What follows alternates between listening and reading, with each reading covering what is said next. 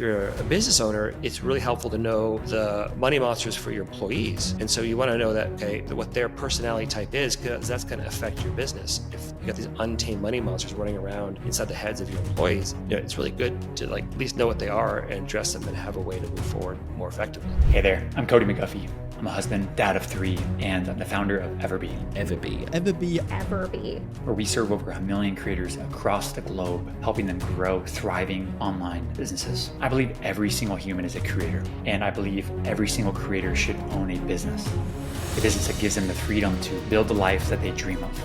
Built Online is where creators, entrepreneurs, and leaders get real insights, real stories, and the edge to build something that actually lasts. This is where the next generation of builders get built. Doug, what's up, man? How are you? Hey, I'm good, Cody. How are you? I'm great. Thank you for coming on and sharing your time with us. I'm super excited about talking about money and talking about business and talking about all this intertwining of all these things. So thank you for coming on. Well, thanks. Yeah, honored to be here. Awesome. Can you start us off with who you are? You have a very interesting story, and I'm not going to tell it. I want to hear it from you. Who's Doug, and why are we here?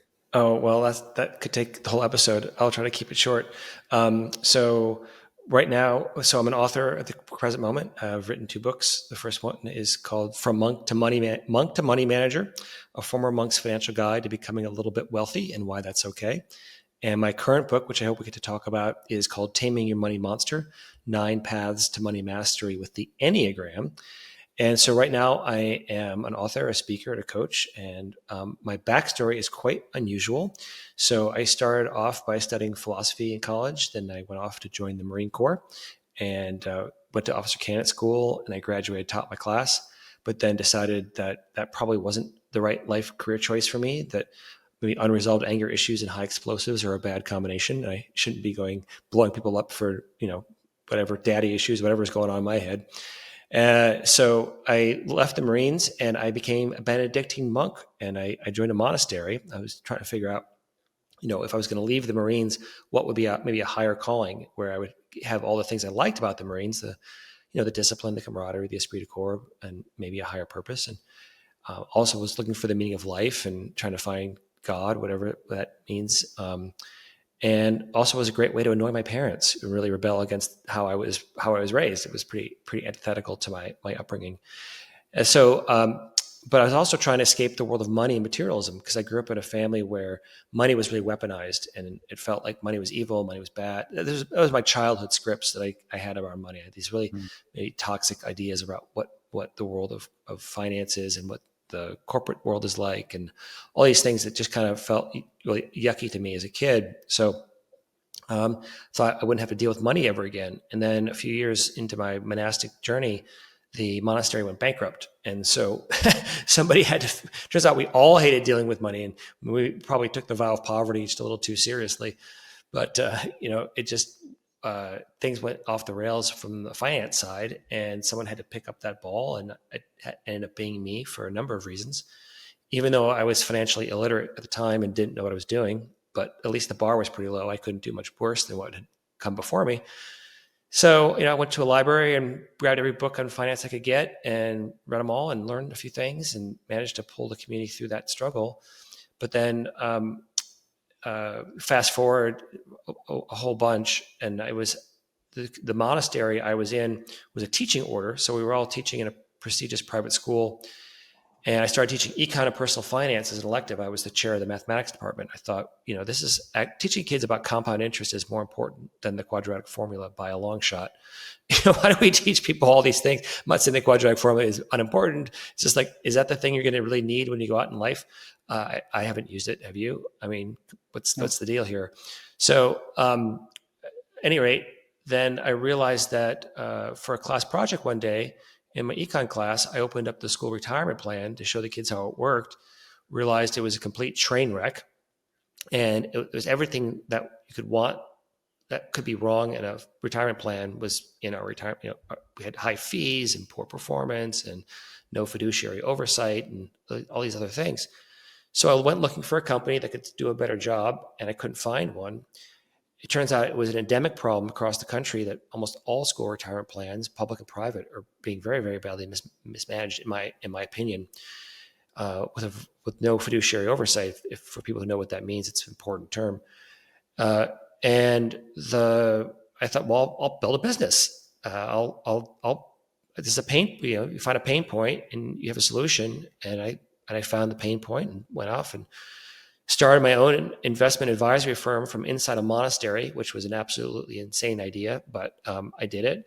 Actually got some clients, and then I realized that what I was doing was pretty antithetical to the monastic life I was living. I couldn't really do that and the monastery thing at the same time, so I made the leap into finance and joined a firm in Santa Fe, a larger firm, merged my little startup, and then off I went. And now there's a whole bunch more to the story than that, but essentially, I found a pain point, built a business, and made some money. Wow, what an interesting story, and certainly I know that's not the end of it. You said money is power, and it's morally neutral. Mm-hmm. What matters is how you use it. Exactly. It's a tool, like a hammer. You can build something beautiful or whack yourself on the thumb. What have you found in being a monk, right? For example, for 20 years, are you different for thinking this way, or is this like the monk way? I don't know. So I'm naive here.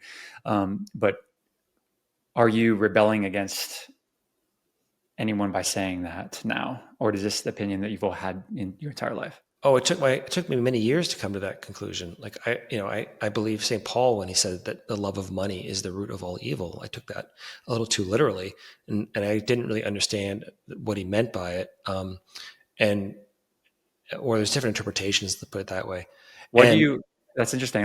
Sorry to cut you off, but that's such an interesting thing. I agree with that. We've all heard that, right? Money, right. Like love of money, or money is the root of all evil. Yeah. What do you know? What do you believe now? What's your opinion now? Well, I did study a little ancient Greek in college. And so what was interesting was to go back to the original text. And what's interesting about the Greek is that when they use the word love, there's like 5 different words for love in Greek. And there's only one word for that in English. And so the word is philargyria in Greek, and that phil is it means it's avarice, acquisitiveness. That philios is sort of an earthly love, right? It's and when you put it with money, that word it has a sort of limited range of what it's talking about. And what I proposed in my first book is that what we really need is what I call agape argyria. So argyria means philo argyria, that means love of argyria is money, philo is love, sort of it's a lower form of love. And what I propose is what we need is agape, which is the highest form of love in Greek, in argyria, which means money or silver, and that you can have this higher order thinking. If you think of spiral dynamics, or if people are familiar with that, or levels of development in the Enneagram, there's another level above this that we can take money that is more inclusive and expansive, that allows us to use money as a tool for love and service to a suffering world, because you can't do anything without money. Like, money is the tool for action for everything. So if you're going to reject money, you're rejecting the tool that gets stuff done. And that was my big frustration in the monastery, is everyone hated money, thought it was bad and might corrupt your soul. There was blah, blah, blah. And so then nothing ever got done because there was never any money to do anything, even though they had great plans and great projects and wanted to be of love and service and great hearts, but there wasn't the tool to make any of those things a practical reality. And so that was a big shift in my mindset that I had to come to. So I kind of go with Mark Twain's line now, which he said, he said, poverty is root of all evil. Did I say that right? Yeah. Yeah. And I think that's a better way of looking at it. Look at the suffering that is created through a lack of money. Is most of the a lot of suffering, let's put not all of it, but particularly in the material realm, being poor is extremely stressful. It's a hard place to be, and it's not necessary. And so when people reject money, they're setting themselves up for a life of suffering and a life of disempowerment, which I think is not the way a person with a good heart should want to live.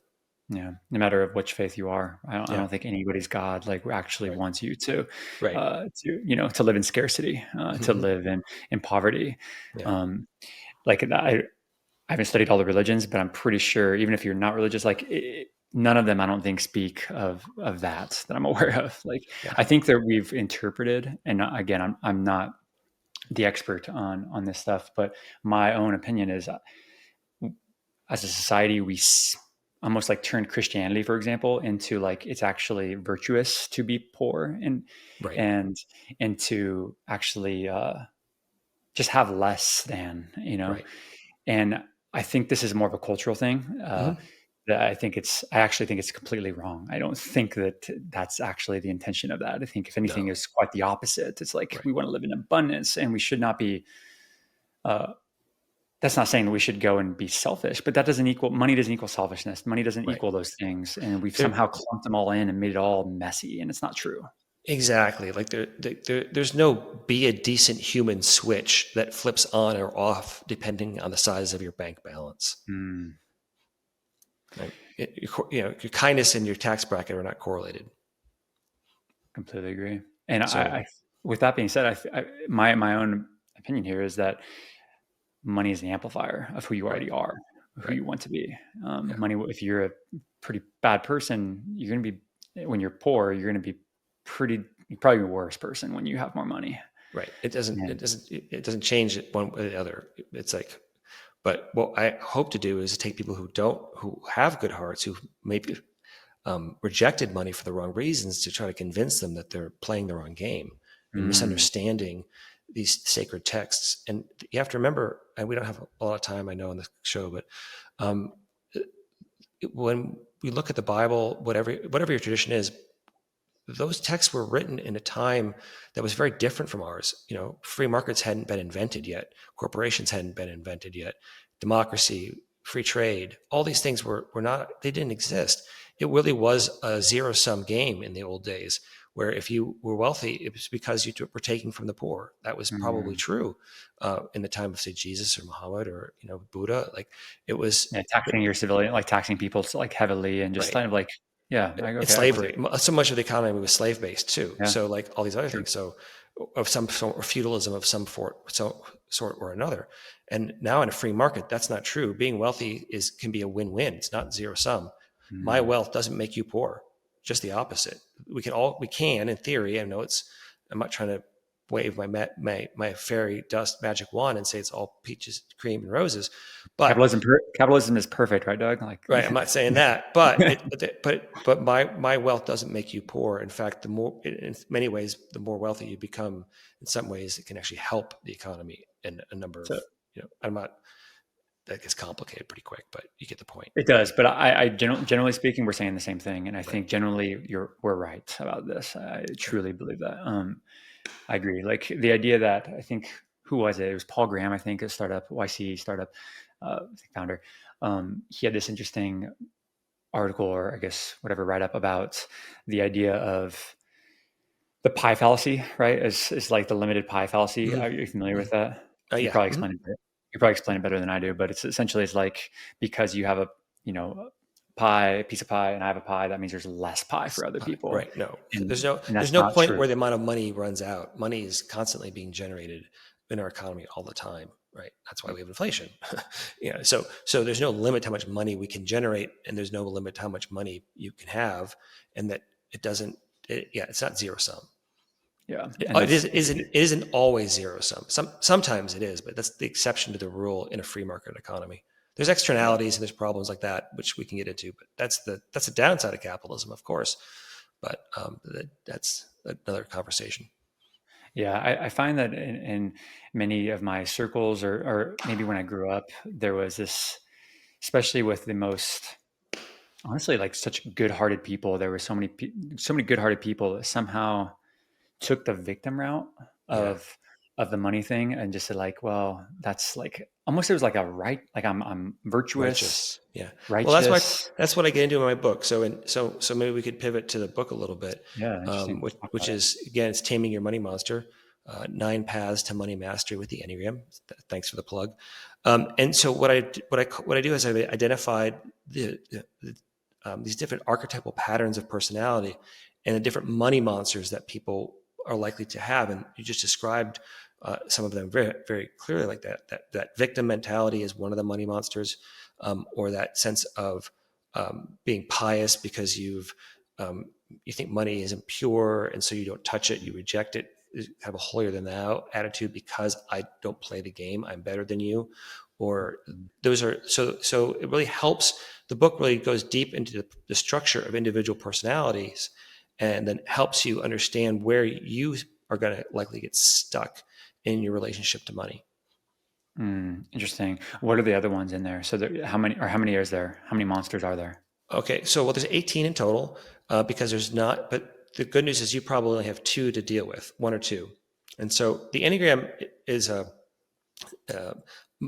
I don't know how many of your listeners are familiar with it, but it's a Probably not very that many. robust personality typology system. It basically breaks personality down into 9 archetypes. It's sort of based on Jungian understanding of human nature. And you think of it like cars. Like there's infinite variety of cars, and yours is completely unique. But you drive a particular model of car, style of car, and we can put your car in a sort of a general bucket. We can say, well, you drive a family sedan, or you drive a sports car, or you drive an SUV, and there's infinite variety in each of those categories. But the general chassis or structure of your car, just like that, there's only so many ways you can design a car and still have it be roadworthy and have it function, right? You're going to fall into one of these buckets of car classifications, or you're not really a car. And so the same thing is true with the human ego. There's only so many sort of chassis or external shells we can create for your ego, and still have it be roadworthy. And that's these 9 patterns that we have in the Enneagram, and each type has 2 unique money monsters. And I'm layering on top of the Enneagram what I call the attachment theory of money. And what that says is that it's just like the attachment theory of relationships, if anyone's familiar with that. I don't know if you've run into that attachment theory. It's okay. I'll just stick with the money side and say, the 2 money monsters you can have for your type are one that's anxiously attached to money, maybe too acquisitive, too obsessed with it. So think like Ebenezer Scrooge, or Gordon Gekko, or the show, Succession. You see all these examples of people who are overly obsessed with money to the detriment of themselves or the people around them. And then you also have people who, like me, that's how I was in the monastery, who are money avoidant, meaning we reject money, or what you're talking about with your friends who think, rejecting it because for whatever reason, they're avoiding it, they're pushing it away because of an underlying unconscious, these money monsters they have, or what's really coming up for them that need to be dealt with. And so they're avoiding the financial world in some key aspect. And then to add a little more nuance to it, if I can, I also talk about what I call the 4 pillars of finance. And so you can be anxious or avoidant in one area. You might be what we call a jumbled style. Like you might be anxious in one area of your financial life, but avoidant in another. So the 4 pillars of finance are going to be earning, saving, investing, and giving. So earning, saving, investing, those are the 4 core pillars. So for example, if you're an anxious earner, you might make a high salary, but if you spend everything on stuff and there's no savings, then you're an avoidant saver. And some people are really good at saving money, but they're terrified of investing. Or some people are great at investing, but they don't get to the giving part. They never do anything meaningful with their money. They never turn around and give back to the world in some significant way. It's just an ego project. And so I go into all of the 9 types and then dial down into these money monsters. And the book really can help you give you a roadmap and a path to your particular personality and how you can overcome them, so they don't trip you up if you're an entrepreneur. These things are these are the blind spots that you're likely to hit in your relationship to money.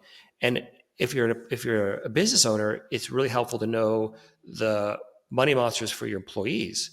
And so you want to know that, okay, or what their personality type is, because that's going to affect your business. If you got these untamed money monsters running around inside the heads of your employees, it's really good to at least know what they are and address them and have a way to move forward more effectively. It's really interesting. What is something comes to my mind when I hear you talk about this, and a little bit of like, I want to understand the ideal, the goal for this. Like, is there such thing as an ideal? Like, is there like we explain the 2 extremes, right? Which is like the Scrooge, and then there's like, I guess the person who rejects money, avoids money completely. Right. Is ideal in the middle, or is it ideal all unique to each individual person? Like, what is the ideal? What's the Well, I outcome I mean, want to get to? I think it's going to be unique for each person, but there is an ideal for each of the 9 archetypes. There's a specific ideal for each of them, right? So for you, your ideal is going to be different than for me, and that's Mm, what I call becoming a money master. So there's a money master archetype inside your personality system within the Enneagram that says, okay, this is kind of the highest level of your where you want to be thinking and feeling and doing in your relationship to money. It doesn't necessarily have to do with the size of your bank account, but hopefully that helps you get a big bank account. But it's really more about how are you relating to it in the healthiest way possible for you. mhm. I get that. And most people listening to this right now are entrepreneurs. Actually, probably all of them 100% are or want to be. What would you, is there do you think there's a category like entrepreneurs kind of just belong in naturally? Like kind of they just, well, they tend to kind of be over in this side of things, or how would you Um, describe? well, within the 9 archetypes, I would say there's certain types that are more likely to be entrepreneurs, like a type 3s and 8s are probably the highest percentage that would want to be entrepreneurs because they're very extroverted and very independent. Um, but it doesn't. I don't think there's any.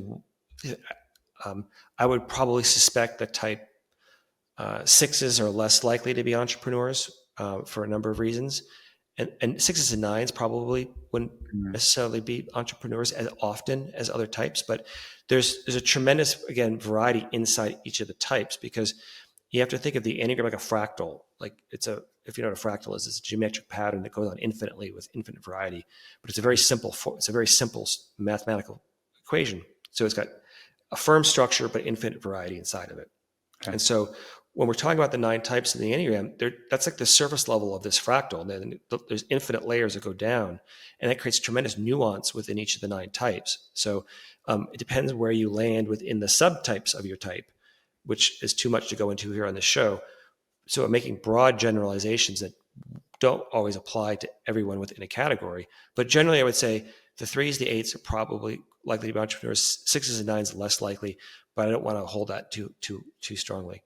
How does somebody go from one, I guess it wouldn't be archetype to go to another, but it's more so like how do you kind of master these things, right? I imagine that you've kind of figured out like a formula for Mm-hmm. at least, okay, so if you are money avoidant, Mm-hmm. what are some strategies to like actually change that? If you're like almost like anti-money, you're just like, no, I just don't want to play that game. Mm-hmm. I'm better than that, or that's evil. Is there actually a path to go to Sure. the other side, and what is that path? Yeah, well, I laid that path all out in the book, Taming Your Money Monster. Like it's all there, and it's a lot because essentially what we need to do is heal those childhood wounds that built those scripts inside your brain. Mm, And so we need to go deep into your childhood psychology. Like, where did these come from? What was it in your childhood that, first of all, created your Enneagram type? Because what the Enneagram tells you, its most profound insight is it tells you what your greatest unconscious fear is. And we all have one because it mm, was necessary. And it's too much to explain in the time we have why that's the case, but it's even grounded in neurobiology and developmental psychology. That's what we've managed to put the Enneagram really rest in that space now. So it's not woo woo, but it's saying in order for you to develop a personality or an individual consciousness, um, you had to experience some trauma for a number of reasons because it's hard to grow up basically, and the we need to look. I call those your sacred wounds, and we need to figure out what that wound was for you and what caused it, and find a way to heal and forgive those wounds that are then creating your Enneagram type, the negative aspects of your type.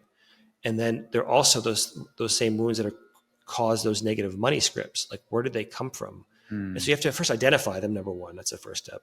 Two, then Yeah. you need to start addressing them through some form of contemplation, whether that's therapy, yoga, meditation. So there's a contemplative practice that's necessary of some sort.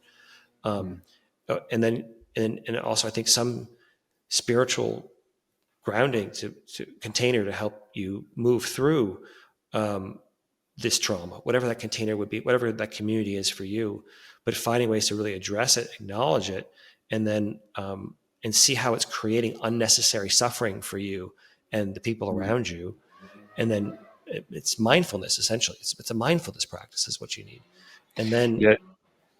and then you can move forward through it. It's so interesting. Yeah, 'cause I remember when I was first building my businesses and kinda, like, learning how to, like I think we're getting, Oh shit. Hang on. Yeah, you're right. It was interesting because I think back about my first journey about getting into entrepreneurship, and I was trying to form my opinions around money. And the biggest thing that I ran into I was fearful of is, oh, more money, you have to equal, it has to result in divorce and typically unhappy life later on. Mm-hmm. And Mm-hmm. because all the celebrities of the world, right, that seemed to be true for the ones that were in the magazines and the Mm-hmm. media, and all the richest people in the world were always like divorced somehow and like somehow like evil. And so the story was kind of being formed. And fortunately, I feel like I rejected that. I just felt like something told me that that's not true. That can't be Mm-hmm. true for everybody. That might be Right. true for them. Right. Something happened. No one told me this, but something happened in me that, and and then it kind of eventually, kind of sharing my story a little bit, is eventually I kind of like took it as, okay, well, I guess I'll be the first one then. I'll be the Mm-hmm. first one that's super rich and also super, super good dad and also a super good husband, and also a super good person. And like, I kind of just took that as a challenge internally. If I Mm-hmm. look about my story inside, and then turns out I'm like, oh, that was totally just a story. There's a lot of Yeah. people like that. Right. They're really Yeah. good and super Yeah. wealthy. Right. You're sort of it's a selection bias, right? You're just looking at the you're only hearing about the people who are in trouble. You're not hearing about all the people who are doing really great. Very, very true. And what about like, do you feel like you've learned or experienced people, probably talk about it in your book, of like the people that kind of self-sabotage themselves with money? Oh yeah. Oh, that's again. That's what the whole thing is about. That's what the money monsters are. These are the ways you can sabotage your financial life in these two different ways: anxiety or avoidance. Both of them, probably with these rich people, you saw that you were getting this negative story from because the money anxiety was coming out in Mhm. unhealthy ways and blowing their financial life apart and their personal life apart. Excuse me, and that's really easy to do with money. You can, and or the way it trips you up and not earning enough or saving enough or investing enough. Like that's the whole like that's the essence of the book is what are these scripts? What are these money monsters? What are this unconscious Mhm. programming that you have that you really can't see very easily unless someone points it out to you that are going to cause all this unnecessary pain. It's super needed. I mean, books like this, like, thank you for writing it because it is so needed. I wish that like this stuff was taught in schools, and I mean, I went to public high school, right? And we didn't talk about anything Yeah. finances. So no wonder like our financial system and our people make bad choices and end up having these weird complexes around money. Um, Much needed. So thank you for writing that book. I'm excited to read it myself. Yeah, well, I hope you enjoy it, and if you do, and anyone out there who does read it, if you could post reviews for me, Amazon or Goodreads, that'd be a huge help. Awesome, man. Um, ready for the rapid fire questions? Go for it. What is your favorite business book? And you can mention your own. That's totally okay with me. Yeah, I have to mention my own, but other than that, I think the one that other than that one that really helped me was called Naked Economics by Charles Wieland. It's really good. It really helped me understand the macro level of how economics really works, and I really enjoyed it. Interesting. I have not heard of that book. I would love to read that book. What's the biggest thing that you wish that you knew before starting your business? Before starting my business, everything I put into my books. Right.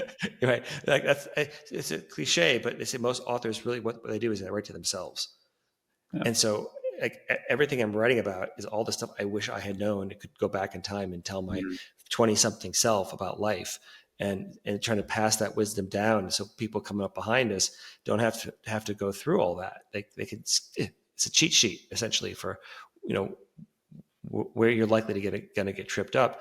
But other than that, I think I would have told myself, um, yeah, it's all in the books, man. Especially the first one, especially because well, it's got so much about just the basics of financial. I was so financially illiterate when I was starting, and uh, all the things I just wish I had known about compound interest in particular. It's just the power of compound interest is so important. And Mhm. if you don't know that, then you're you really don't understand investing at all. Interesting. Okay. I love that. Last question. Who do you think should be a business owner? Well, who should be a business owner? I think, first of all, you got to be independent. You got to be able to think for yourself. You need to be good at time management, setting your priorities, and figuring out the difference between busy work and real work. But I think if you have a mission, if there's something that you feel like you've got a service or a product or idea that the world needs and deserves to have that can solve a pain point, then you should be a business owner. Like a lot of people say, I want to be a business owner. I want to be an entrepreneur. I'm like, okay, well, what's the pain point that you are uniquely qualified to fix? And they go, well, I don't know. I'm like, well, then you probably shouldn't. There isn't a spark there. There isn't a fire there to go solve a problem or deliver a product or a service. So you got to have a why. You always, Simon says, start with why. Why are you doing this, right? Because it's going to be hard. And if you don't have a good why, then you're going to fall. You're not going to be able to make it through the hard parts, the rough patches. And as Nietzsche said, right? This is Nietzsche quoting Nietzsche. He said, if you have a why, you can endure any how. Now, and that's, I think, really important. So what's the why for you? And then you'll be able to power through and endure it. The very long, difficult road to being an entrepreneur. I completely agree with this. I would say like one thing for me that I would maybe modify a little bit is some of that stuff you don't need yet. So like that person who says, I want to be a business owner. And because I remember myself when I was coming up, like let's say I wanted to start a business. I didn't necessarily know what product in the market I was going to solve or like what problem in the market I was going to solve, but I knew that I had this like personal problem, my personal mission, my personal why, which was like, dude, I hate being poor. Like, I hate seeing my mom struggle. I hate seeing my dad struggle. I hate seeing my sisters. I just hate this. I just want to solve that. That's a problem. And I just need to solve the problem. And most of those things were money driven. And so that was my pain point, my big why. But then sure enough, I didn't know the how of any of the businesces yet. That was the how that was going to be revealed later on. And sure enough, like universe works in amazing ways where you get shown the how, and the how just kind of unveils itself at the perfect time.